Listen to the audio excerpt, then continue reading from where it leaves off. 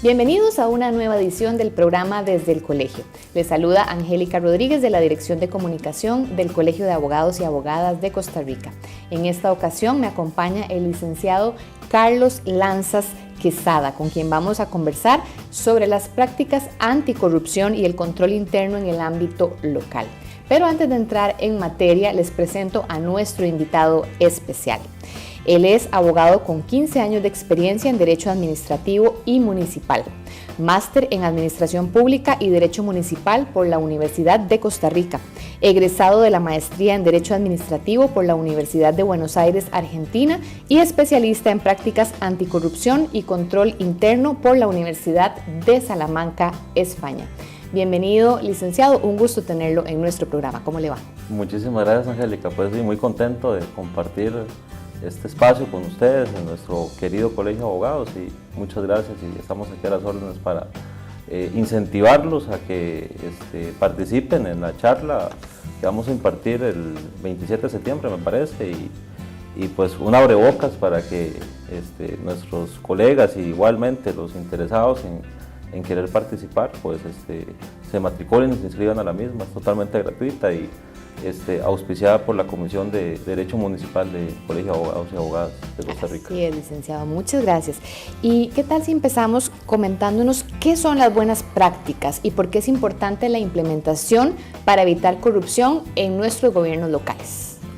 Vamos a ver, no hay más suelo fértil, ¿verdad?, para que germine el flagelo de la corrupción en la administración pública que las relaciones, ¿verdad?, que hay entre el sector privado, podríamos decir, y la administración pública como tal. Lo vemos todos los días con el tema de compras públicas, con el tema de nombramientos presuntamente, supuestamente irregulares por compadrazgos, amiguismos, nepotismos, ¿verdad? Entonces, obviamente flagelo se debe combatir con buenas prácticas, con un sistema de control interno robusto, con entender que nuestros políticos, ¿verdad?, nuestros jerarcas municipales tienen que gobernar con principios, con destinar una economía hacia el bienestar del ciudadano, o sea, presupuestos públicos que busquen la obra pública y el servicio público que incentive el estado de bienestar del municipio, del ciudadano, entendiendo también que no se puede racionalizar la corrupción,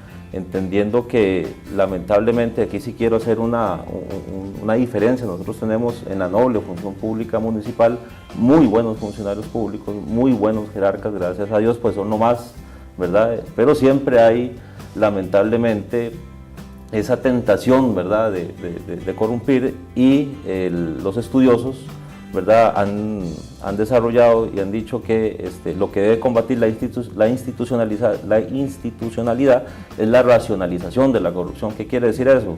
Bueno, salarios bajos incentivan la corrupción. Claro.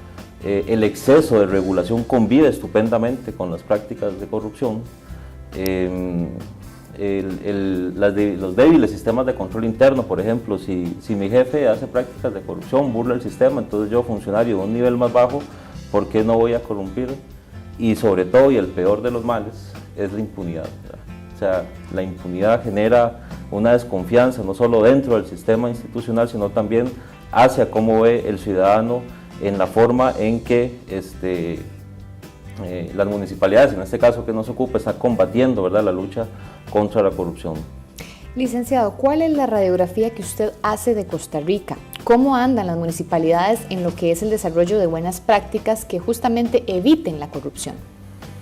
Es una pregunta también interesantísima, ¿verdad? Y aquí hay que hablar de un tema mucho de participación ciudadana, me parece importante.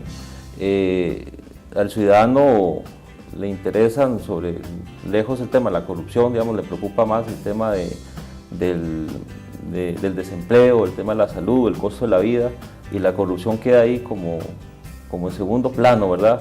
Y tenemos que entender que la corrupción, ¿verdad?, tiene un efecto multiplicador, tiene un efecto colateral en todos estos, ¿verdad?, sufrimientos, podríamos decir, que padecemos como sociedad. Las municipalidades como entes autónomos, cada una lleva a cabo, desarrolla autonormativas, autorregula en todas estas dinámicas de prácticas anticorrupción. Lo importante de eso es que también hay órganos de control que fiscalizan a las municipalidades, como la Contraloría General de la República, y es importante también entender de que, y el ciudadano de igual manera, de que el responsable del control interno dentro de las instituciones, en este caso locales, son los jerarcas institucionales y los que llama la Ley General de Control Interno, los titulares subordinados. Alcalde, regidores, jefes de departamentos, directores serían en primera línea los responsables, ¿verdad?, de que esta enfermedad de la corrupción no contamine, ¿verdad?, o no enferme todo el cuerpo institucional. Obviamente por debajo están también los cargos ya a nivel operativo, pero siempre y cuando exista la normativa correspondiente que deslinde, digamos, ese grado de responsabilidad. Ante su pregunta, ¿cómo estamos las municipalidades en eso? Se han hecho cosas, Angélica, pero hay muchas más por hacer. De acuerdo. ¿Cuáles pueden ser las prácticas corruptivas más comunes dentro de una municipalidad o a las cuales se les debe prestar mayor atención justamente para que no sucedan estos delitos? Corrupción la podemos definir como exceso de poder, ¿verdad?, desviación de poder, abuso de poder. Los estudiosos han dicho que la corrupción se puede también definir como exceso de discrecionalidad, ¿verdad?, entendiendo que hay una potestad reglada y una potestad discrecional, y que la discrecional debe tener sus límites, y cuando hay exceso de esa potestad discrecional es donde convive también estupendamente las prácticas de corrupción, entendiendo la corrupción como una cultura de la excepcionalidad, ¿verdad?, una cultura que se aleja del tema jurídico, una cultura que se aleja de la legalidad, recordando que no podemos poner en la mano del derecho toda la responsabilidad de que porque hay corrupción, porque hay leyes, ¿verdad?, hay leyes muy robustas que tenemos en nuestro ordenamiento jurídico que evitan, digamos, o si se aplican tendería a evitarse todo el tema de la corrupción.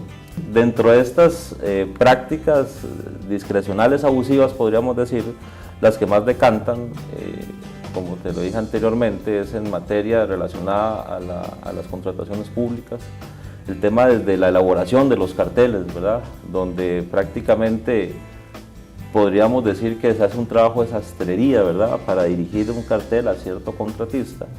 El tema de los nombramientos de personal, donde, como te lo decía igualmente, favorecitismos, amiguismos, compadrazgos, nepotismo, clientelismos, ¿verdad?, salen a la luz del día.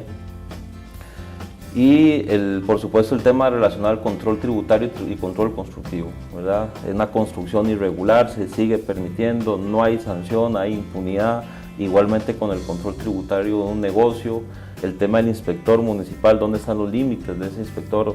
Al existir poca regulación desde el punto de vista sancionatorio principalmente, que materialice una sanción y se genere mucha impunidad, obviamente eso es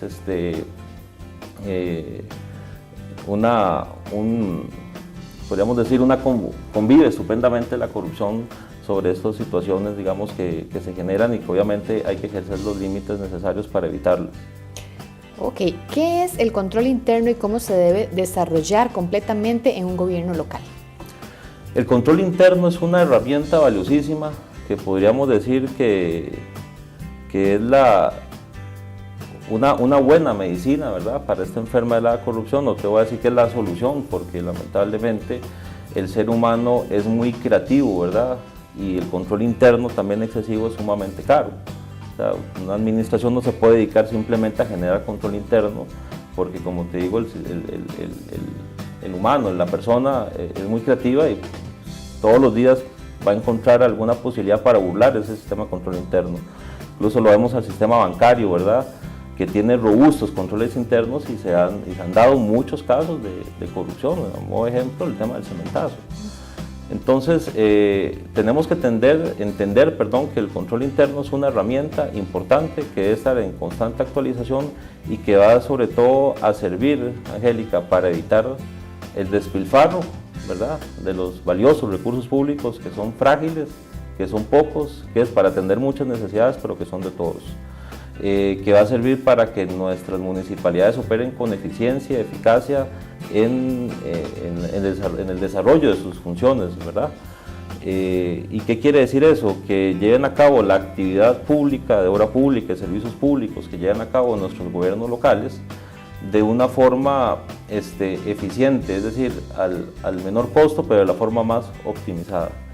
El control interno está regulado en una ley, en la Ley General de Control Interno. Colateralmente hay otras leyes que la refuerzan, ¿verdad? Desde la Constitución Política, la Ley General de la Administración Pública, la Ley contra la Corrupción y el Enriquecimiento Ilícito, que nace en el 2004, que es una ley súper valiosa, después de casos de corrupción muy sonados como Alcatel, ¿verdad? Caja Fichel, entonces temas donde se golpeó la institucionalidad del país, donde la corrupción le da una bofetada a nuestra democracia. Entonces nacen leyes, ¿verdad?, para generar esos controles. Obviamente necesitamos mayor disciplina desde el punto de vista de control interno para poder hacer valer esas leyes, y sobre todo el tema de la impunidad. La impunidad es la otra medicina necesaria para combatir la corrupción, y esa es la idea, digamos, de generar esos espacios académicos con el Colegio de Abogados, con la Comisión de Derecho Municipal, para que los funcionarios, ojalá municipales, los abogados que tienen alguna relación, ya, los abogados que ejercemos en la parte liberal, que tenemos una relación con las municipalidades, y por supuesto los jerarcas institucionales, líderes comunales, y aquí les hablo y extiendo la invitación a cualquier interesado, porque recordemos que las municipalidades, y lo decía un pensador del Renacimiento, post-Revolución Francesa, un pensamiento que a mí me gusta mucho, decía: los reinos y las repúblicas nacen del hombre, o las crea el hombre. Las municipalidades parecen salir de las manos de Dios. Es decir, y aquí quiero llegar con ese tema, la participación ciudadana es fundamental. La participación ciudadana, el municipio forma parte del gobierno local. Don Eduardo Ortiz, un famoso, creo que es el mejor jurista de derecho administrativo que tenemos, muy reconocido y laureado fuera de nuestras fronteras, indicaba que el gobierno municipal está conformado, o lo llamaba la tríada, ¿verdad?, que era alcalde, consejo municipal y el munícipe. O sea, el munícipe es parte de nuestra democracia y es el que hace democracia, y por supuesto tiene que ejercer un control importantísimo en el tema del control de la corrupción. Hay una relación que yo siempre hago muy típica, es jerarca y político tomando decisiones, ¿verdad?, encontrando sus límites en su potestad discrecional, que a veces quiere ser muy ejecutivo y potencialmente podría querer saltarse procesos técnicos atentos, y en la cúspide, ¿verdad?, la participación ciudadana. Es un triángulo equilátero que, para que el sistema funcione correctamente, debería desarrollarse de esa forma. Muchas gracias, licenciado Carlos Lanzas. De hecho, bueno, como en honor a don Eduardo Ortiz, acá en el colegio tenemos un auditorio con ese nombre, se lleva el nombre de Eduardo Ortiz Ortiz. Y más adelante vamos a conversar sobre esta importante actividad que nos estaba mencionando, que va a llevarse a cabo acá en el colegio, y también con todo el tema del papel del munícipe. En este momento vamos a hacer una breve pausa y ya regresamos.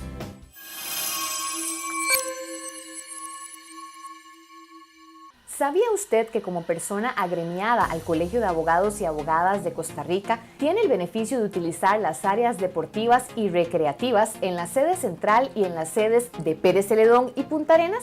Como agremiada o agremiado de la institución, puede utilizar el gimnasio biomecánico, las canchas de tenis, canchas de fútbol, gimnasio multiuso, piscina, entre otros.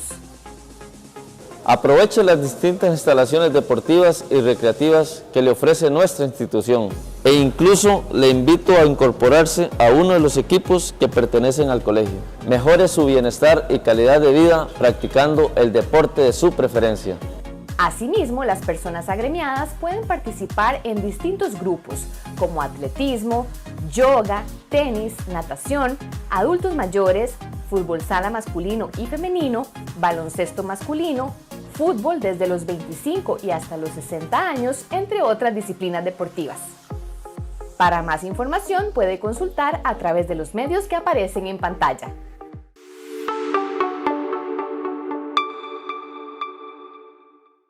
Gracias por continuar con nosotros en el programa Desde el Colegio, programa oficial del Colegio de Abogados y Abogadas de Costa Rica.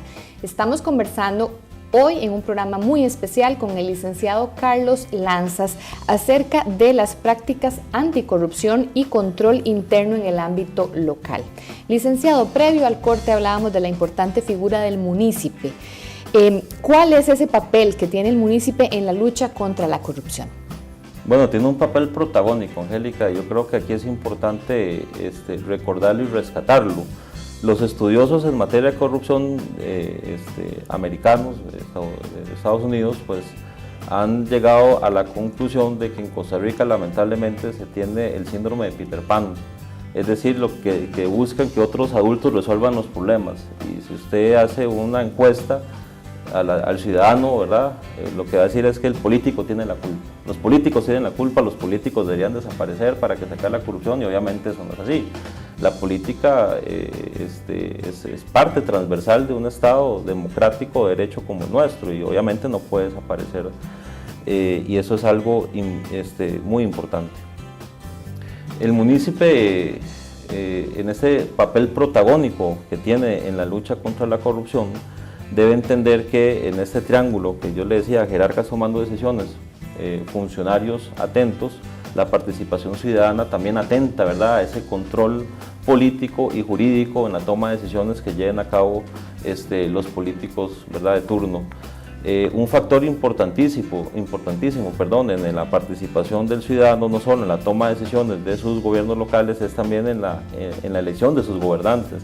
Y a propósito de una elección muy cercana que tenemos a febrero de 2024, pues el ciudadano debe investigar, ¿verdad?, debe de informarse para que, valga la redundancia, lleve a cabo un voto informado de los políticos, ¿verdad?, de sus gobernantes a los cuales va a elegir. O sea, el colegio electoral, el munícipe, es el que tiene el poder, es el soberano, ¿verdad? En nuestra estructura de Estado de Derecho están los destinatarios de poder, que son nuestros representantes, y nosotros somos los detentadores del poder, y por supuesto el munícipe ahí tiene una participación privilegiada y protagónica.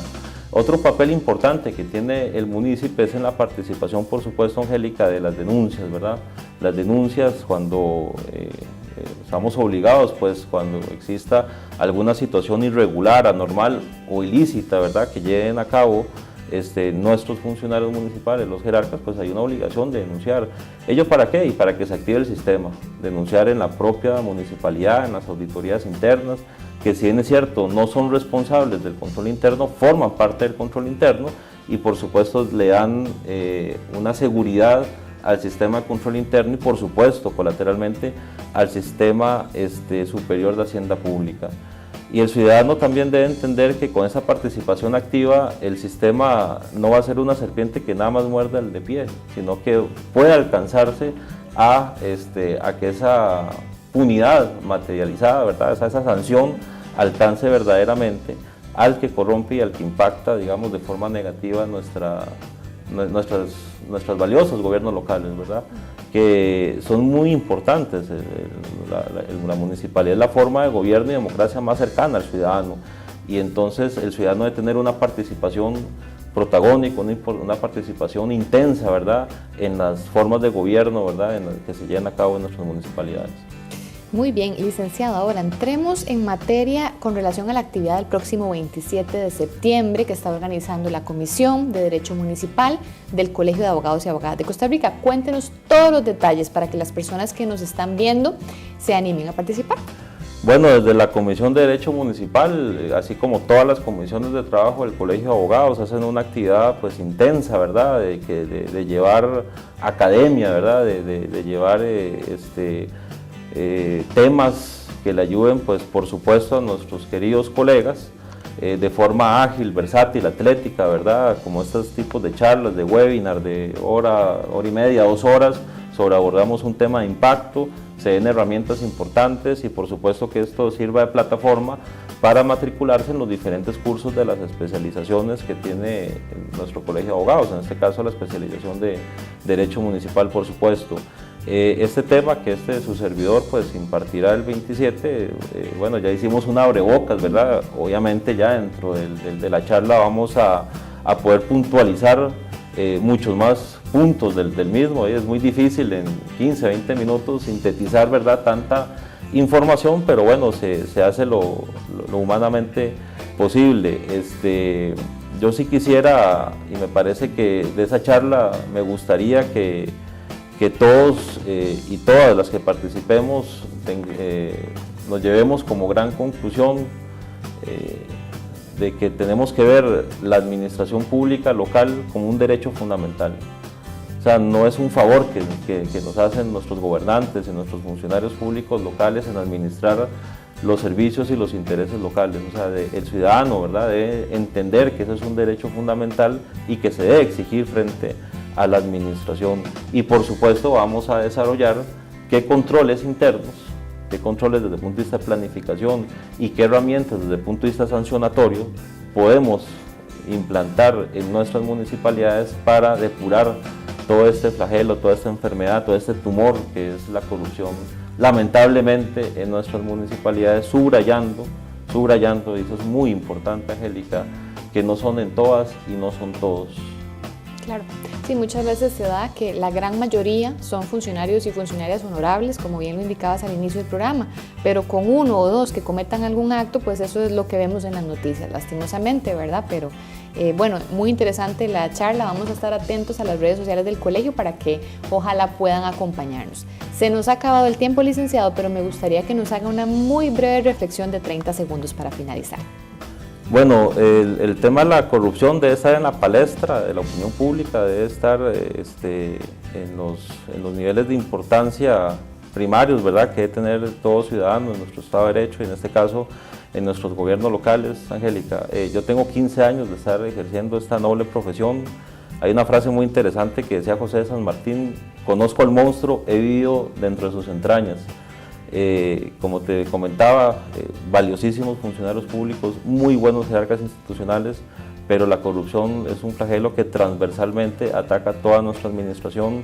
Como decían nuestros abuelos, en arcas llenas hasta el gusto peca, y por eso hay que generar buenos controles internos para evitar esa tentación y que eso no afecte pues nuestro sistema de derecho y, lo peor, los recursos públicos que son de todos y que son sagrados.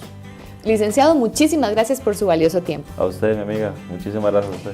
Muchas gracias, les recuerdo que puede sintonizarnos a través de las redes sociales del Colegio de Abogados y Abogadas de Costa Rica. Hasta la próxima semana.